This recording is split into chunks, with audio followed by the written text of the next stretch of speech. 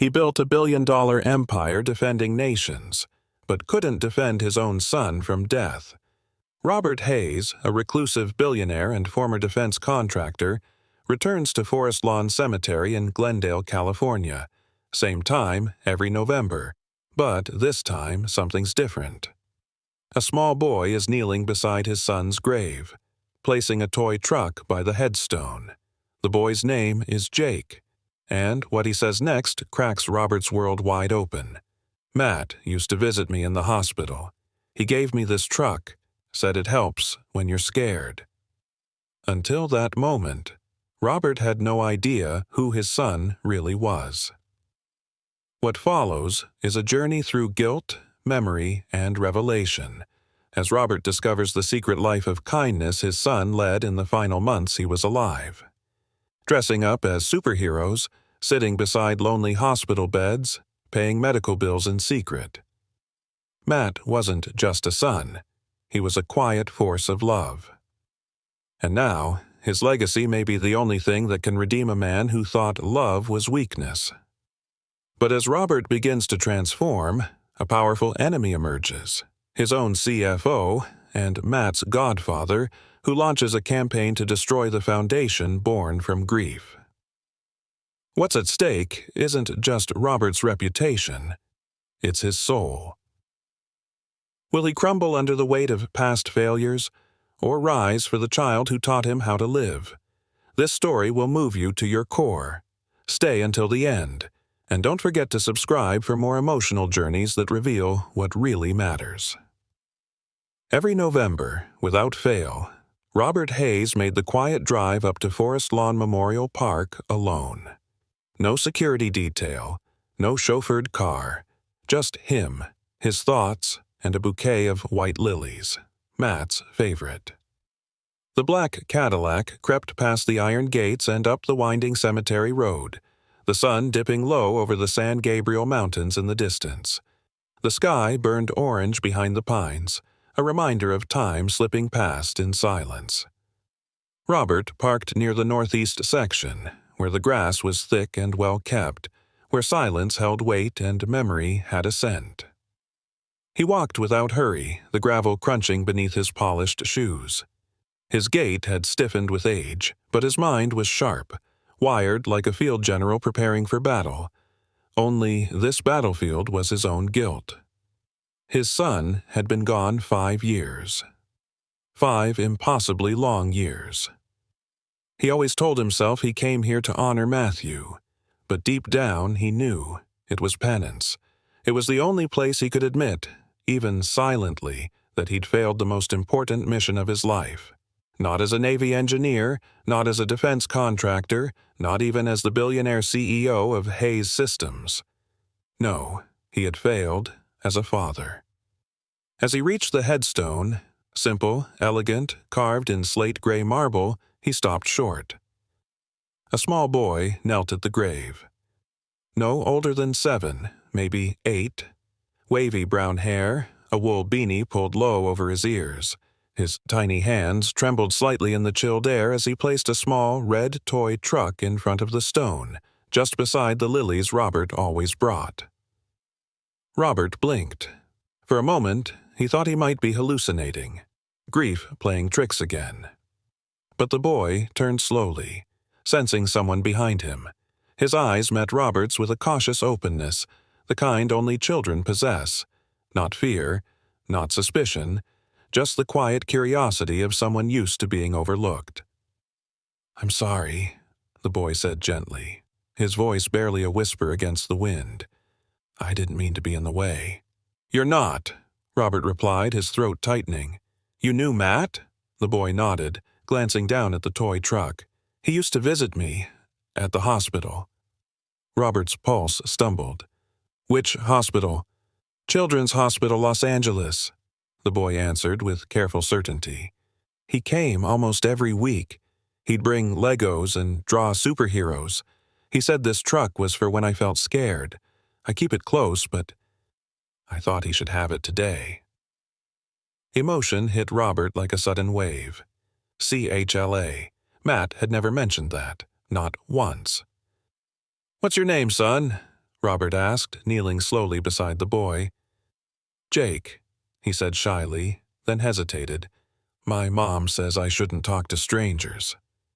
Robert offered a small, pained smile. That's smart. Your mom's right. But I'm not just anyone. I'm Matt's father. Jake's eyes widened. Really? He talked about you. Robert's breath caught. He said you were busy saving the world, but he hoped you'd come around someday. That broke something in Robert. The boy wasn't trying to be cruel.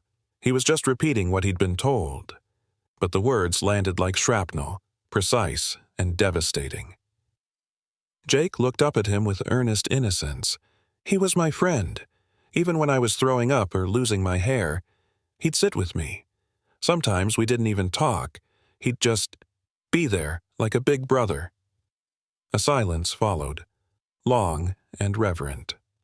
The wind rustled through the pine branches above, as if the world were leaning in to listen. Robert glanced at the truck.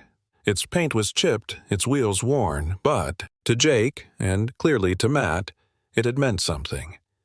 Everything Matt had done in those final months, Robert had no idea. How could he have not known? He had been too buried in contracts, defense systems, and global summits, too absorbed in profit margins and tactical innovation to realize his son had been building something far more profound. Connection. Compassion. Love. Jake stood, brushing off his knees. I should go. My mom's waiting at the car. She lets me visit Matt when I have good scan results. Robert nodded, his voice lost somewhere between shame and awe. Can I meet your mom? Jake looked uncertain. She doesn't really like strangers either. Maybe just a quick hello, Robert said, his voice trembling with something unfamiliar. Hope. Jake considered, then gave a shy nod. Okay, but don't be weird. Robert chuckled softly. I'll try. As they walked together down the gravel path, side by side, Robert couldn't help but glance at the boy, at the quiet resilience in his small frame, the kind his son must have admired. He didn't know what he was stepping into, but he knew, without question, that his life had just changed forever. Laura Adams stood beside an aging gray Toyota parked just outside the cemetery gates, her eyes fixed on the small figure of her son walking back with a stranger, her brow furrowed, not with fear, but with the quiet vigilance of a mother who had learned not to trust the world too easily. The wind tugged gently at her coat, her hands tucked protectively into her sleeves as the man approached. Jake waved as he neared. Mom, this is Mr. Hayes. He's Matt's dad. Robert stopped a few steps away, suddenly unsure of what to say. The name Hayes seemed to hang heavy in the air between them. Laura's expression didn't change. I figured, she said calmly, but with a coolness that gave Robert pause. Her voice was steady, measured. You look like him. I didn't know, Robert said softly. About Jake, about any of it. I never knew Matt was more than your son, she interrupted gently, her eyes locked on his. A boy with his own heart, his own choices? Robert's throat tightened. He nodded, unable to meet her gaze. I'm sorry to approach you like this, he added quickly. Jake, he told me things I didn't know, about the hospital, about Matt's visits. I'm trying to understand who my son really was. Laura studied him for a moment, and something in her gaze softened, just slightly. Understanding him now won't undo what was missed, she said, quieter this time. But maybe it's not too late to know what mattered to him. She reached into her purse, pulling out a small photo, worn at the edges. It showed Matt in a Spider-Man hoodie, crouched next to Jake in a hospital bed, both of them grinning ear to ear, surrounded by Lego bricks. He came nearly every week for a year, she said, handing Robert the picture. After his treatments, after work, sometimes even when he was sick himself. No press, no cameras, just a boy who wanted to make other sick kids feel seen. Robert held the photo delicately, as though afraid it might disappear. "Why didn't he tell me?" he asked, his voice cracking. "Why didn't he let me in?" Laura's eyes turned somber. Maybe he tried. Or maybe he knew the world you lived in didn't have space for that kind of thing. I don't know. There was no malice in her words, just a quiet sorrow that wrapped around Robert like a winter wind. Would you let me buy you both lunch?" he asked hesitantly. "There's a diner just a few blocks from here. I'd just like to hear more, if that's okay." Laura looked down at Jake, who nodded, already reaching for her hand. "I want to go," he said brightly. "Can we get grilled cheese?" She sighed, but smiled faintly. "All right, but just lunch." The booth at Joe's Diner was tucked in a corner by the window, a little worn but clean, with red vinyl seats that creaked when you leaned too far. Jake swung his legs beneath the table, humming to himself as he colored on a paper placemat. Laura watched him, her hand resting protectively near his cup of water. Robert barely touched his coffee. His hands rested on the table, folded, trembling faintly. "He paid Jake's bills," Laura said suddenly.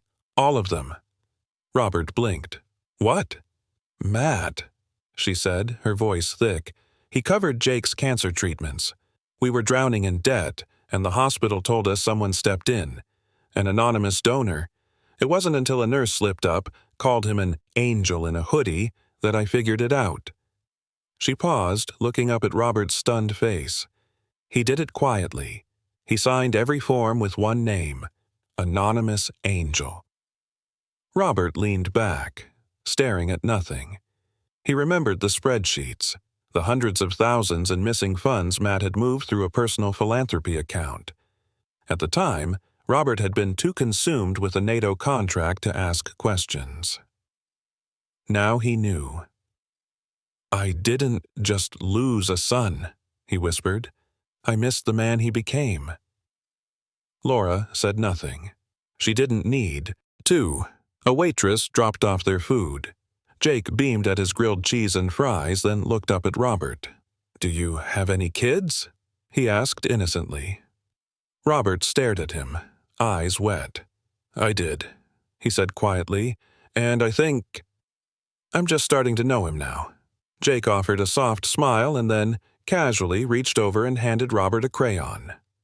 "You can color with me," he said. "Matt used to."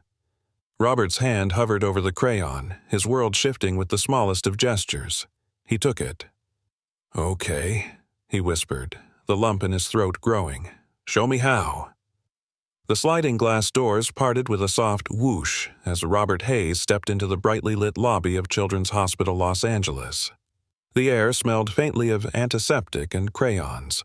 Colorful murals lined the walls, each one trying desperately to soften the reality of where they were. But no paint could mask the quiet gravity of this place, a sanctuary where courage and fear existed in equal measure. He approached the reception desk, unsure of what he was even going to say. A woman with warm brown eyes and a badge that read, Cheryl, looked up with practiced calm. "Can I help you, sir?" Robert hesitated, then placed a photo on the counter. Matt, in a Spider-Man hoodie, crouched beside Jake. "My name is Robert Hayes. That's my son, Matthew Hayes. I was told he spent time here." Cheryl's expression shifted immediately, softening. She stepped around the counter and gently took his arm. "You're his father?" Robert nodded, slowly. Her eyes misted. "We loved him here," she whispered. "The kids, the nurses, even the cleaning staff. He was like light in the middle of all this." She guided him down a quiet hallway lined with children's artwork and IV poles parked against the walls. "After he passed, he left us something," Cheryl continued. "Said it was only to be shared if someone from his family ever came looking."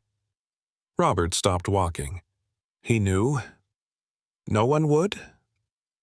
Cheryl didn't answer. She opened a small office, the kind reserved for counseling sessions and quiet tears. From a drawer behind the desk, she pulled out a simple blue folder and handed it to him. "It's all yours." Robert sat down slowly, the folder heavier in his hands than he expected.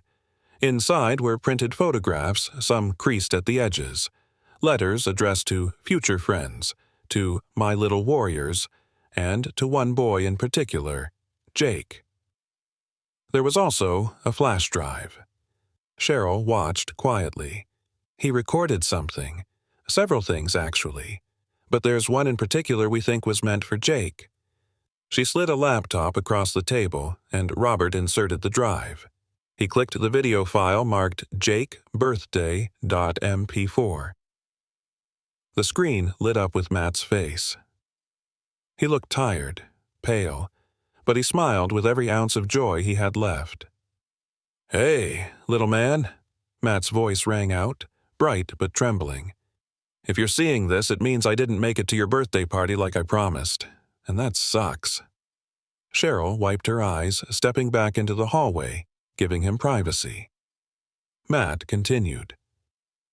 "But I wanted to tell you something important. You're the bravest kid I've ever met. Not just because of what you fight through every day, but because you keep laughing. You keep smiling. You remind me that even when things are hard, there's still beauty in the fight." Robert's throat constricted, tears threatening to spill. "I left you something," the recording went on. "It's the Lego set you wanted, the Millennium Falcon one. It's in the staff lounge. Tell Cheryl she has the code." Matt's face turned more serious then. "And if you ever feel like you're not enough, or like the world's too heavy, just remember this. You made me believe I was more than just my sickness.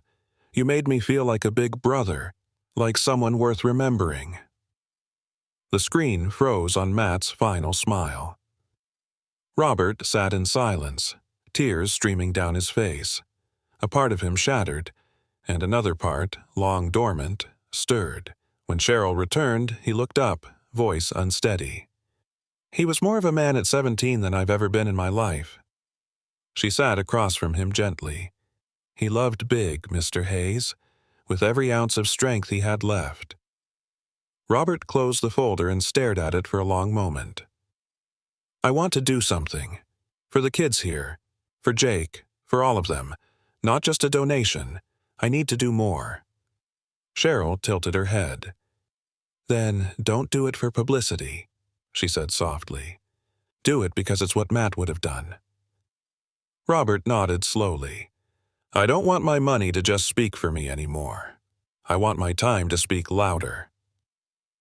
Outside the hospital, the LA sun was bright, but it felt different now. Less glaring, more revealing. Robert walked back to his car carrying the blue folder like it was sacred. Behind him, a child's laughter echoed faintly through the halls.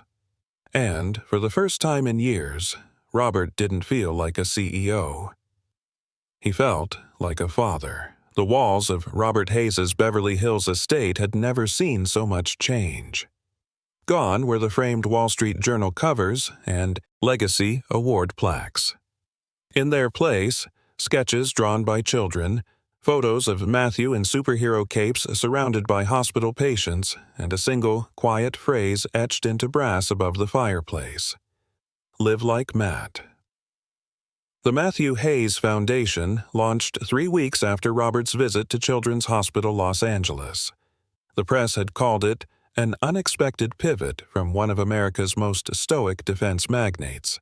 But those close to him, what few there were, sensed something far deeper than optics. Robert wasn't doing this for legacy. He was doing it because it was the only way to breathe again. Inside the Foundation's newly leased office near Santa Monica Pier, Robert stood before a whiteboard, sleeves rolled, voice steady. "I don't want this to be a charity in name only," he said, eyes focused on the half-dozen staffers he'd personally selected. "We're not just writing checks. We're going into hospitals. We're funding research. We're making moments for these kids. Moments that feel like magic." At the back of the room stood Laura Adams, Jake's mother, now hired part-time as the Foundation's community liaison. She watched Robert speak with a quiet awe. The man who once shook the Pentagon was now tenderly debating what flavor cupcakes to serve at a children's cancer ward birthday party. When the meeting ended, Laura approached him, clipboard in hand. "You really meant it," she said softly. "You're actually showing up." Robert smiled faintly, brushing his thumb across a corner of the board where Jake's name was scribbled next to Hospital Lego Drive. "I missed everything with Matt. I won't miss it with Jake or anyone else who needs someone." Just then, the Foundation's door opened with a chime, and in stepped Bradley Vance, CFO of Hayes Enterprises and godfather to Matt. His tailored suit and smug confidence hadn't changed since the funeral. "Robert," he greeted, voice smooth with an undercurrent of judgment. "I had to see this for myself." Robert's jaw tightened. "What exactly is this, Bradley?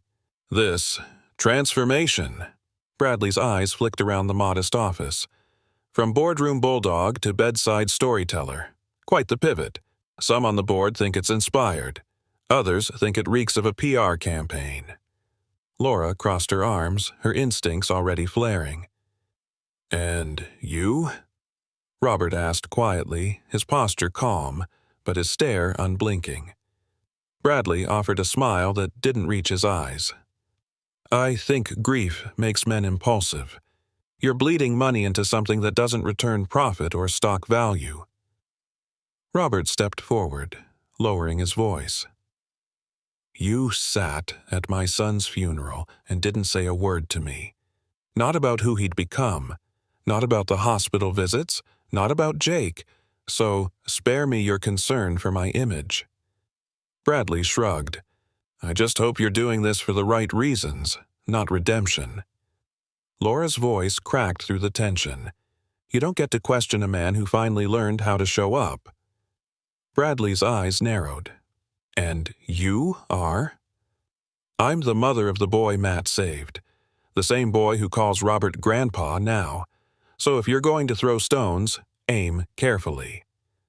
Robert gestured to the door. "This is a place for healing, for building. If you're not here to support that, you know where to go." Bradley stared at him for a long beat before offering a curt nod. "Don't forget, Robert, Hayes Enterprises still has shareholders. Sentiment doesn't pay dividends." After he left, Laura exhaled slowly, her hands trembling just slightly. "He's going to make trouble, isn't he?" Robert nodded, eyes returning to the board. Let him try. That night, Robert sat in his study, Matt's folder open in front of him. A new photo had arrived from Cheryl. Jake hugging a therapy dog, face beaming, cheeks flushed. He stared at it until his vision blurred. Then, slowly, he pulled out his laptop, opened a document, and began to draft the Foundation's mission statement in his own words. "We exist because a boy with 6 months to live gave away his final year to make others feel seen. We carry that torch now, not for glory, not for headlines, but because children deserve a world that honors their courage. And because I am no longer willing to live in a world where my son's love goes unanswered." He hit save. Outside, the waves crashed softly along the California coast. Inside, a man once known for building weapons now built something that might finally heal. The winds along the Pacific Highway howled that night, pressing against the glass of Robert Hayes's penthouse like the rising pressure of a storm he couldn't yet see, but somehow felt in his bones. Inside the conference room of the Matthew Hayes Foundation, laughter echoed. It was light, free, the sound of recovery. Volunteers had just wrapped another community event, superhero story time and a Lego castle building contest at the hospital. Robert had knelt beside Jake for most of the morning, his suit jacket off, sleeves rolled up, crown askew, while the boy declared him Sir Grandpa of the Red Bricks. But as the team cleaned up, Laura noticed something odd in the donation reports on her laptop. Her brow furrowed. "Robert?" she called, gently, not wanting to alarm him. He crossed the room, still holding a drawing Jake had made, a crooked heart with "Love You, Grandpa" in the center. "I've seen these payment entries before," Laura murmured, turning the screen toward him. "But something's off. Look here, vendor payments, operational consulting, $5,000 every other Friday. Same amount, same vendor code, but it's a fake name. Doesn't match our approved contractor list." Robert's smile faded. "That account number, it's the same vendor code we used at Hayes Enterprises." Laura looked up, alarmed. "You think someone's rerouting foundation funds?" Robert's voice hardened. "I think someone wants this place to look like a front, like I'm using it to funnel money." He stood up slowly, a wave of cold realization crashing over him. "Bradley," Laura's breath caught. "He accused you of using the foundation for PR. What if that was projection?" Robert's eyes narrowed with controlled fury. "Or preparation." The next morning, Robert called in a favor from an old contact in cyber forensics. Within 48 hours, the proof arrived in a sealed envelope, alongside a string of damning screenshots. False vendor invoices, forgery of Robert's digital signature, wire transfers traced to an offshore account in Grand Cayman, and the smoking gun, a text from Bradley to a tabloid editor at City Ledger offering them an exclusive scoop on Robert's alleged misuse of charitable funds. The betrayal tasted bitter. This wasn't just corporate sabotage, it was personal. Bradley had been Matt's godfather. He'd spoken at the funeral. How could he, how dare he, exploit Matt's name? Robert sat motionless for a long time, eyes fixed on the documents. Then he quietly said, "Laura, we go public, on our terms." She nodded. "What do you need me to do?" "Call Cheryl.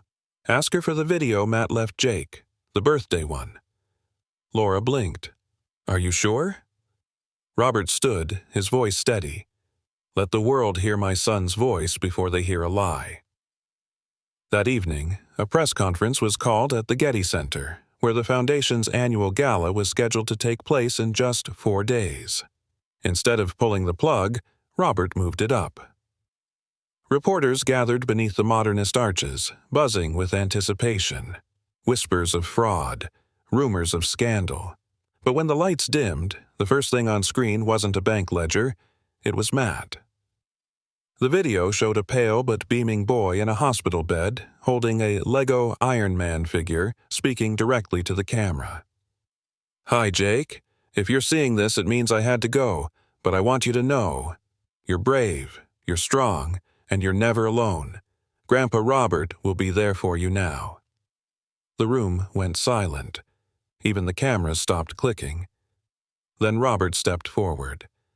"I didn't know who my son was until after I lost him," he said softly. "But this foundation, this mission, has nothing to do with money or reputation. It's about continuing what Matthew started, and I refuse to let anyone soil that legacy." He turned to Laura, who held up the forensic report. "These are the real numbers," she said firmly.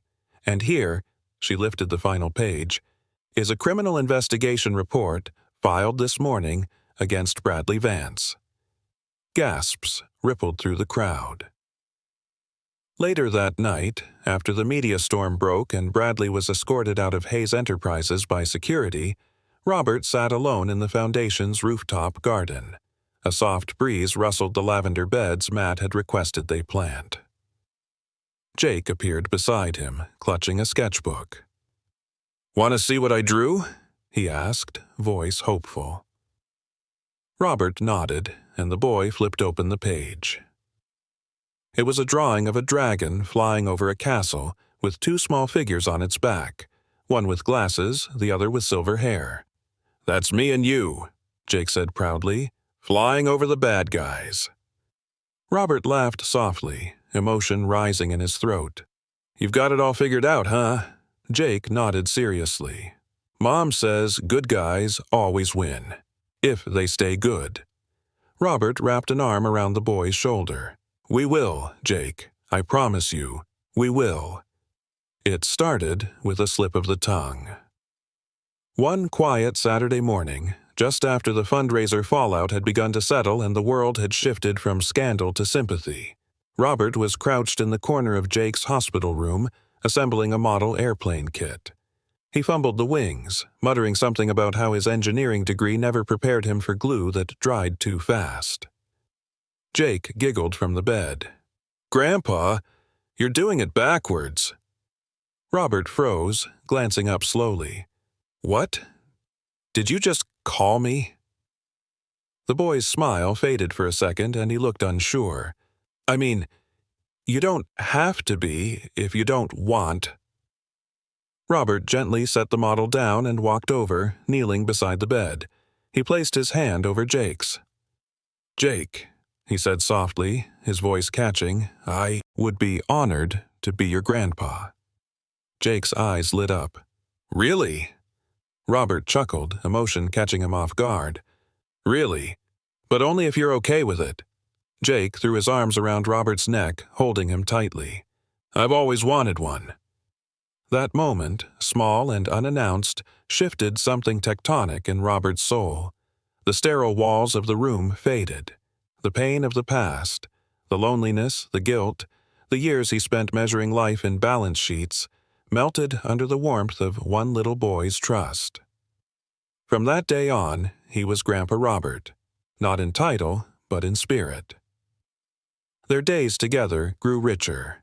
Robert rearranged his life around Jake's treatments, opting out of business-class flights and investor dinners in favor of reading The Very Hungry Caterpillar in a voice that made the nurses laugh outside the door. He wasn't just showing up, he was learning how to stay. Jake introduced him to his world with unfiltered honesty.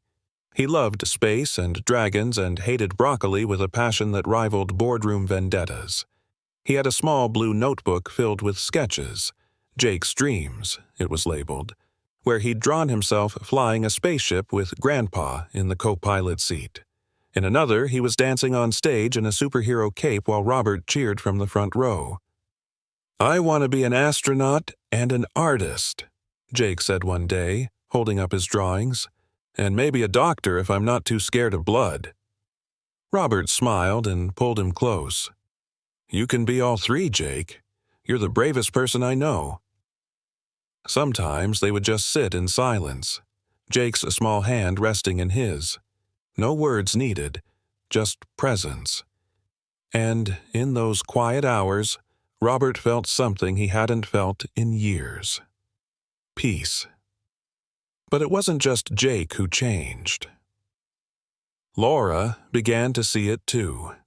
The way Robert leaned into the Foundation's work not as an obligation, but a calling.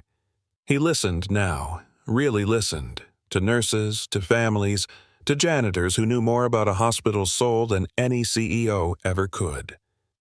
"You've changed," Laura said one afternoon, as they watched Jake and two other children race around the garden with bubble wands. Robert exhaled. "I hope so. For the longest time, I thought I could only lead by control, but Matt, he led by love, and Jake, he's showing me how to live again." Laura nodded slowly. Matt would be proud, so proud. The words landed heavy, soft, reverent. Robert closed his eyes. "I hope I'm finally deserving of that." A few days later, Jake was scheduled for a tough round of treatment. The doctors warned it would be hard, long, exhausting. But when Robert showed up that morning, Jake greeted him with his usual grin and held up 2 Lego minifigures, one in a suit and tie, the other in a lab coat. "We're going to build a hospital today," he said. "A big one, so nobody ever has to be scared." They spent hours building. And when Jake dozed off mid-afternoon, head nestled against Robert's shoulder, the older man didn't move. He just held him. Later, as the sun dipped below the skyline outside the window, Jake stirred and mumbled, "Don't go." Robert tightened his arm around him. "I'm right here, buddy. I'm not going anywhere." And for once, he truly meant it. The Getty Center shimmered like a crown above Los Angeles, its marble walls glowing golden under the late spring sun. Inside, a crowd of polished donors and dignitaries gathered for the first annual Matthew Hayes Foundation Gala. Waiters glided between tables, chandeliers sparkled, and soft music swirled beneath the hum of conversation. But Robert Hayes stood still behind the velvet curtain, his hands trembling as they gripped a folded sheet of paper. "Are you ready?" Laura asked quietly, touching his elbow. She wore a deep navy dress and a silver bracelet Matt had given her when Jake came home from his last successful surgery. Her eyes, kind but uncertain, searched Robert's. "You don't have to say everything. Just speak from the heart." Robert looked down at the paper again. Then he slowly folded it, slid it into his jacket pocket, and exhaled shakily. "The paper's not what matters. He is." As the MC introduced him, applause rose politely, then swelled with genuine warmth. Robert stepped onto the stage, his heart pounding, but his voice, when it came, was steady. "Thank you," he began, looking out over the sea of faces. "I wasn't always a man who believed in the power of presence. For decades, I believed that leadership meant control, that success was measured by the numbers in your portfolio and the height of the skyline your name reached. And I worked hard. So hard that I missed the one thing that mattered most." He paused, his throat tightening. Then he reached into his jacket and withdrew a small, laminated photo. It showed Matt sitting beside a frail, bald child. Jake, wearing a paper superhero mask and holding up a thumbs up. "My son, Matthew, gave his time to kids who were scared, hurting, and alone. He never told me. I never asked." The room was quiet now, every breath held. November, I met a little boy named Jake at my son's grave. He told me that Matt had helped him through the hardest moments of his young life: chemo sessions, loneliness, pain. I was stunned. How could I not have known? How could I have missed that my own son was living a life of such grace and bravery? Robert's voice cracked, but he didn't stop. "That boy now calls me Grandpa, and I'm honored, because he showed me who my son really was. Not the straight-A student, not the disciplined athlete, but the quiet hero, the kind of man I only wish I had become sooner." A murmur rippled through the crowd, emotion unspoken but deeply felt. Robert stepped away from the podium, crossing to a large screen behind him. A video flickered to life, short clips of Matt reading books in hospital rooms, playing air guitar with kids in gowns, delivering Lego sets and snacks with exaggerated silliness. Laughter echoed through the room. Sniffles followed. Then came a video message. "Hey, Jake." Matt's voice rang through the hall. "If you're seeing this, it means I couldn't keep our promise to build that treehouse. But you better believe I'm still cheering you on. Every time you smile, every time you're brave, that's our treehouse. You made me proud every single day." When the lights came back on, no one moved. Robert returned to the mic, voice hushed but resolute. "This foundation isn't just about funding. It's about showing up. It's about remembering that real success is measured by how deeply we love, how fiercely we give, and how often we show up when it counts." He glanced down at the front row where Jake sat beside Laura, legs too short to touch the ground, a daisy pinned to his little suit pocket. Jake smiled, then raised 2 fingers in a peace sign, their private gesture. "That's why, starting today, the Matthew Hayes Foundation will fund year-round programs for children in oncology wards across the country. But we're not stopping at checkbooks. We're asking for your time, your laughter, your presence." The room erupted in applause, raw, resounding, reverent. By morning, video of Robert's speech had gone viral. The hashtag #LiveLikeMatt trended across the country. Teachers played the clip in classrooms. News anchors quoted it on morning shows. But most importantly, hundreds of letters poured into the foundation.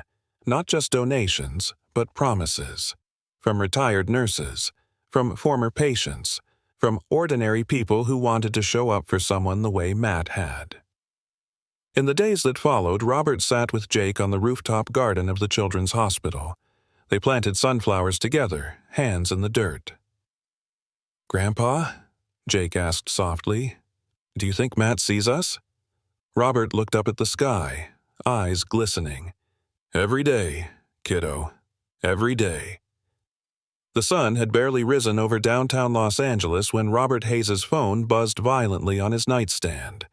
He groggily reached for it, expecting a text from Laura or perhaps a morning photo of Jake with another superhero cape. But it wasn't from Laura. It was from James Reynolds, his oldest friend, and now general counsel of the Matthew Hayes Foundation. "Urgent. Call me now." Robert sat up, heart sinking. He dialed without hesitation. "James?" he said, voice thick with sleep. "We've got a problem," James replied, low and serious. "A big one, and it's got Bradley Vance's fingerprints all over it." Robert swung his legs over the edge of the bed, fully awake now. "What's he done?" "He leaked fabricated tax documents to several media outlets, claims the foundation is being used to funnel money offshore, that you're using it as a front." Robert's breath caught. "That's a lie." "I know," James replied, "but it's already out. TMZ, The Post, even CNN sniffing around. We're being asked for a response." Robert stood and moved to the window, staring out at the sleepy streets below, his jaw clenched. Why would he do this now? James didn't hesitate. "Because you took him off the board. Because you humiliated him when you launched the foundation without his involvement. And because he's a snake who's been writing your name for years." Robert exhaled heavily, memories of Bradley's smug smirks during the quarterly reviews and his passive-aggressive jabs during board meetings flooding his mind. "I trusted that man to guide my son," Robert murmured bitterly. "Matt looked up to him, and now he's using my son's name to poison everything he built." James's voice softened. "We'll fight this. I've already got Margaret pulling the paper trail. Every dollar accounted for, but we need to act fast." Robert nodded slowly. "Call a press conference. This afternoon." "Robert, I'm not hiding behind a statement. If this is war, I'm standing on the front lines." That afternoon, the conference room at the Foundation's headquarters was packed wall to wall. Reporters, cameras, staff members, all waiting for a statement from the man they once hailed as the coldest CEO in aerospace and now admired as a changed man. Robert stood at the podium, his tie loose, sleeves rolled. Not the polished corporate titan they remembered, but someone different, someone real. "You may have seen the headlines," he began, his voice calm but iron-edged. "Allegations have been made suggesting that the Matthew Hayes Foundation is being used for personal gain, that my son's name is being manipulated for money." He paused, scanning the crowd. "Let me be clear. Every cent in this foundation has been vetted, every donation accounted for, every initiative transparent." A murmur spread through the room as Robert continued, eyes blazing. "My son, Matt, lived a life I didn't deserve to witness. He taught me that real legacy isn't built in boardrooms, it's built in children's hospitals, in reading rooms, in laughter, in love. If you think I would use his name for selfish gain, you never knew him, and you damn sure don't know me." From the back of the room, a reporter called out, "And Bradley Vance." Robert didn't flinch. "An internal investigation has revealed multiple instances of misconduct on Mr. Vance's part. That information has been submitted to the proper authorities. He's no longer affiliated with this organization in any capacity." The conference erupted with questions, but Robert held up his hand. "We're not here to feed scandal. We're here to protect the truth. And I will protect this foundation with everything I have, because my son's legacy demands it." Afterward, back in his office, Robert collapsed into his chair, exhausted but resolute. Laura stepped in, gently closing the door behind her. "You did good," she said softly. Robert looked at her, eyes weary. "I'm just so tired of fighting ghosts." Laura crossed the room and placed a hand on his shoulder. "You're not fighting ghosts anymore. You're fighting for something real." Just then, his phone buzzed again. A text from Jake. "We saw you on TV. You looked brave. Mom says Matt would be proud." "I think so too." Robert stared at the screen, his throat tightening. "Some things," he whispered, "are worth every fight." The morning after the press conference, the air at the foundation office was heavy but focused. Robert sat at the long glass table in the boardroom, nursing a lukewarm cup of black coffee. He hadn't slept. Not really. His body had shut down for a few hours, but his mind had been a carousel of questions, regrets, and silent prayers. Across from him sat Laura Adams, her face serious as she flipped through a stack of documents she had printed at home. The crisp rustle of paper echoed through the room like distant thunder. "I stayed up most of the night," she said quietly. "Something didn't sit right with me about those leaked tax reports. So I started comparing them to the files Margaret had shown me before." Robert looked up, the dark circles under his eyes a stark contrast to the clarity that had returned to them. "And?" Laura slid a sheet forward. The documents Bradley leaked weren't just false. They were traced back to a dummy company that never existed before last year. I cross-checked the filing records. He made it look like you were paying offshore contractors through a shell, but the business address he listed? It's a UPS mailbox in Encino. Robert blinked. "Are you sure?" Laura gave him a look. "I know how to spot cooked books, Robert. I grew up watching my father get cheated by fake vendors his partner created. I've seen this before." His hands clenched slowly into fists, not from rage, but from resolve. "You can prove this?" "Yes," she nodded firmly. "And more importantly, I found something else." She reached into her tote and pulled out a USB drive. "Margaret found an encrypted email chain on our internal server, one Bradley never expected anyone to trace. He used his executive login to approve and then sabotage his own vendor audits. He manufactured the trail so that if anyone questioned the foundation, it would lead back to you." Robert leaned forward, heart pounding. "What's on the drive?" "Everything," she said. "The original approvals, his edits, even the metadata linking the files to his personal laptop. We even found one message where he complains to someone named MK about you being too soft since Jake came into your life." Robert's eyes narrowed. "Maxwell Kingston." Laura nodded. "They've been working together." Silence settled like fog between them. Then Robert stood, slow but steady, every inch of him awakening with purpose. "Let's bring James in," he said. "It's time we shut this down. For good." By midday, James Reynolds sat at the head of the conference table, glasses perched low on his nose as he reviewed the files Laura had compiled. His mouth tightened with every page he turned. "This is enough to bury him," he said eventually, tapping the stack. "Forgery, defamation, internal sabotage. If we move quickly, we can have him indicted before week's end." Robert shook his head. "No public circus. Not yet. This isn't just about him, it's about Matt's legacy.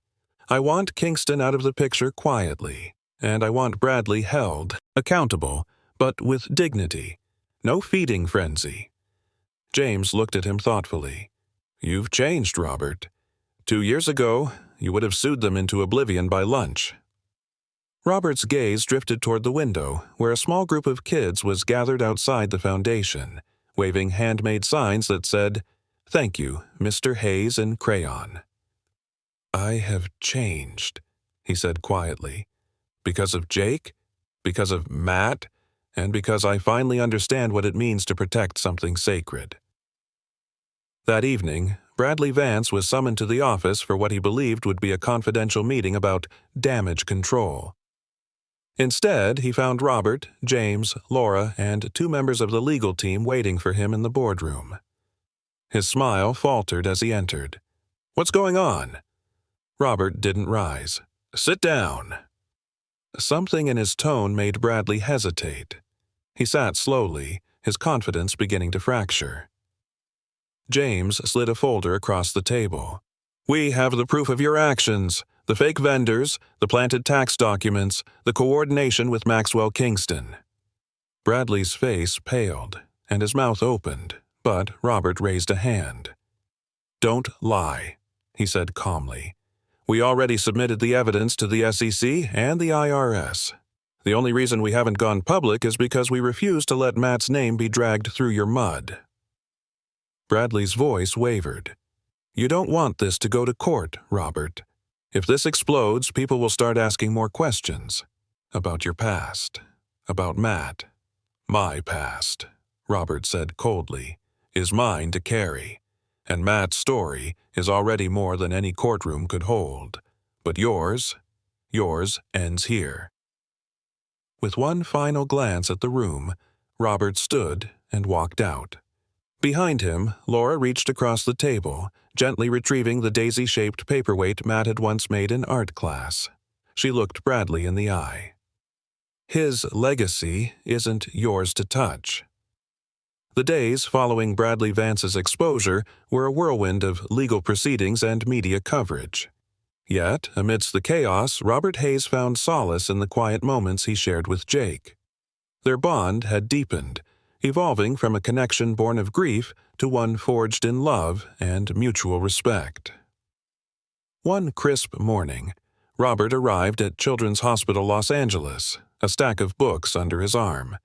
Jake's room was adorned with drawings of superheroes and spaceships, each one more imaginative than the last. "Grandpa!" Jake exclaimed, his eyes lighting up. Robert smiled warmly. "I brought some new stories. Thought we could embark on another adventure." As they delved into tales of distant galaxies and brave heroes, Robert couldn't help but marvel at Jake's resilience. Despite the treatments and hospital stays, the boy's spirit remained unbroken. Later that week, Robert and Jake visited the Foundation's new community center. Children laughed and played, their joy echoing through the halls. Robert watched as Jake interacted with the other kids, his laughter infectious. Laura approached, her eyes moist with emotion. "He's thriving, Robert. You've given him, and so many others, a reason to smile." Robert nodded, his voice thick with emotion. "They've given me a reason to live." That evening, as they sat under the stars, Jake turned to Robert. "Do you think Matt is proud of us?" Robert looked up at the sky, the stars twinkling above. "I believe he is, Jake. Every time we choose love, kindness, and courage, we honor his memory." Jake leaned his head on Robert's shoulder. "I'm glad you're my grandpa." Tears welled up in Robert's eyes. "And I'm honored to be your grandpa, Jake." The grand rotunda of the Getty Center glittered under the light of crystal chandeliers. Velvet-draped tables rimmed the ballroom, each occupied by Los Angeles' most influential faces: politicians, philanthropists, celebrities, CEOs. Yet, at the center of it all stood Robert Hayes, a man who once believed power and legacy were built from contracts and cold steel. Tonight, that belief had shattered, and he was grateful. He stood behind the podium, his tux crisp but his shoulders heavier than ever. A massive portrait of Matthew lit the room from the stage's backdrop, painted in warm hues that captured his son's quiet joy. Robert cleared his throat and glanced at the teleprompter, then slowly turned it off. "I had a speech prepared," he began, voice rougher than usual, "but I think this moment deserves something else." The room shifted, murmurs hushed. Camera lights dimmed as the audience instinctively leaned in. "I spent my life building things, machines, systems, security empires, but in all those years, I never built a relationship with my son, not the way he deserved." Robert paused, letting the truth settle. I thought I knew what strength looked like. It took losing Matthew to realize I never truly understood what he was made of.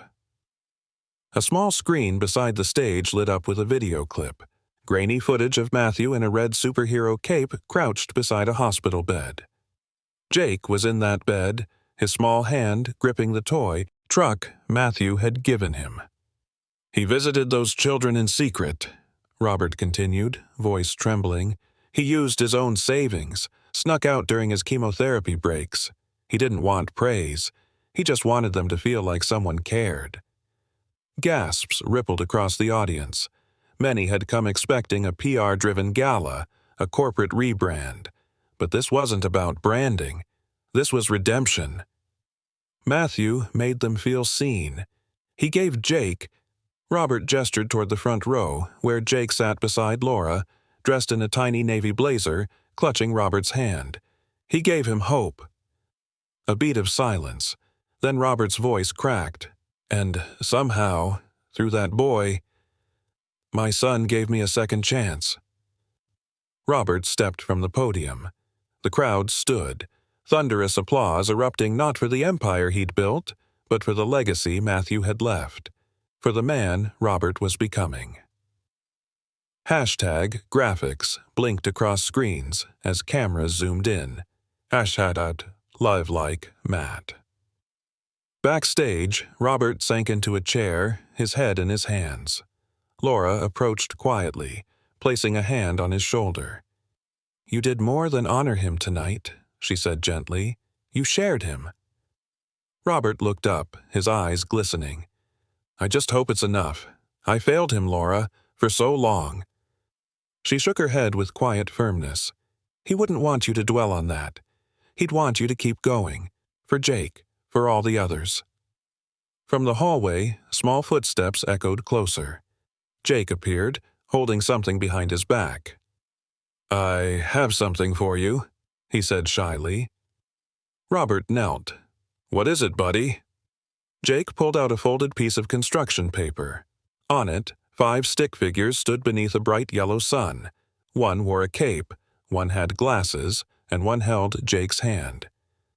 "This is you," Jake pointed, "and me, and Matt." Robert's breath caught. He traced the figures with his fingers. "It's beautiful, Jake." Jake smiled proudly.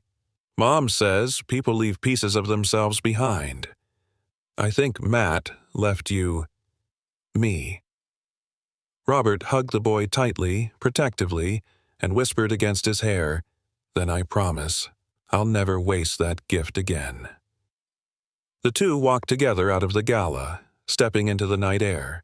Flashbulbs lit up, reporters clamoring with questions. But Robert didn't answer. He just placed a hand on Jake's back and guided him gently to the car, the painting still clutched in his other hand. Tomorrow, he would face another board meeting, another PR storm, another wave of doubt from investors. But tonight, he had something stronger than shareholders' approval. He had purpose. And the world had a new reason to believe in second chances. The morning was crisp and still, as Robert Hayes stood beneath the sprawling oak trees at Forest Lawn Cemetery in Glendale. It had been exactly 1 year since he first met Jake, since a quiet, wide-eyed boy placed a toy truck by his son's grave and shattered everything Robert thought he knew about legacy. Now, the boy stood beside him again, bundled in a navy peacoat, clutching a single sunflower in his small hand. They walked slowly toward the headstone, neither speaking. There was no need. Robert had long ago learned that not every moment needed words, especially not this one. As they reached Matthew's resting place, Jake crouched down and gently placed the sunflower at the base of the granite marker. "I brought this," he whispered, voice soft as breath, "because Matt used to say sunflowers always follow the light, even when there's none to see." Robert swallowed hard. "He said that?" Jake nodded solemnly. "And when I was really sick, he told me I was like a sunflower, that even in hard times, I'd find the light again." Robert blinked against the sting in his eyes. He was talking about himself, too, he said quietly. Maybe he knew that he was becoming the light for others. They stood in silence, the kind that wraps around your chest and makes you feel everything at once. Laura approached from behind, her heels crunching softly on the gravel. "Jake wanted to come today," she said gently. "He's been planning this for weeks." Robert turned to her with a smile full of sorrow and gratitude. "Thank you for bringing him, for everything." Laura looked at the headstone, then at the boy who now called Robert Grandpa without hesitation. "You gave him something, too, a reason to believe men like you could change." Robert looked down at Jake, who was now sitting cross-legged in front of the grave, quietly humming a tune Matthew used to sing. He remembered how far he'd come, how distant and cold he once was, buried in the weight of spreadsheets and contracts, never looking up long enough to see the son who had been trying to teach him all along. "I used to think power was about control," Robert murmured, his voice more to himself than anyone. "But Matthew showed me real power is about presence, about showing up." He kneeled beside Jake. "You've shown me that too." Jake looked up, tilting his head. "Do you miss him every day?" Robert didn't answer immediately. His throat was too tight. Instead, he wrapped an arm around Jake's shoulder and pulled him close. "Every day," he finally managed. "But I see him in you, in your kindness, your courage, the way you smile when you talk about helping people. You carry him forward." Jake's lips pressed together. "Do you think he'd be proud of us?" Robert looked toward the horizon, where morning sunlight was starting to warm the edges of the sky. "I don't think," he said quietly. "I know." Behind them, a group of Foundation volunteers had begun to arrive. Today marked the official launch of the Matthew Hayes Memorial Garden, a small park adjacent to the cemetery, funded by the Foundation and dedicated to children who, like Jake, had found hope in the darkest of places. The garden would be filled with sunflowers. Robert stood and took Jake's hand in his. "Come on, they're waiting for us." As they walked down the slope, a camera crew nearby began setting up for coverage. Not for publicity, but for awareness. For families like Jake's. For children who needed to see that love could survive loss. That legacy wasn't a corporate term, it was a human one. The event began with a short reading from Matthew's journal, something recovered from the hospital files months earlier. Robert read it aloud, his voice unshaking despite the heaviness of the words. "If I don't make it, I hope someone tells my dad I loved him anyway. And if he ever meets Jake, I hope he remembers that being strong means being there." A hush fell over the crowd. Robert looked up, blinking back tears. Then, slowly, he placed the journal on a small podium surrounded by fresh sunflowers. The sun had broken fully through the clouds now, casting a golden light over the garden. Children played quietly on the lawn. Jake had joined them, smiling, laughing, living. And, for the first time in years, Robert Hayes felt whole. Not because of the empire he had built, but because of the one soul he had finally come to understand, and the boy who helped him do it. "Thank you, son," he whispered to the wind. "You taught me how to love."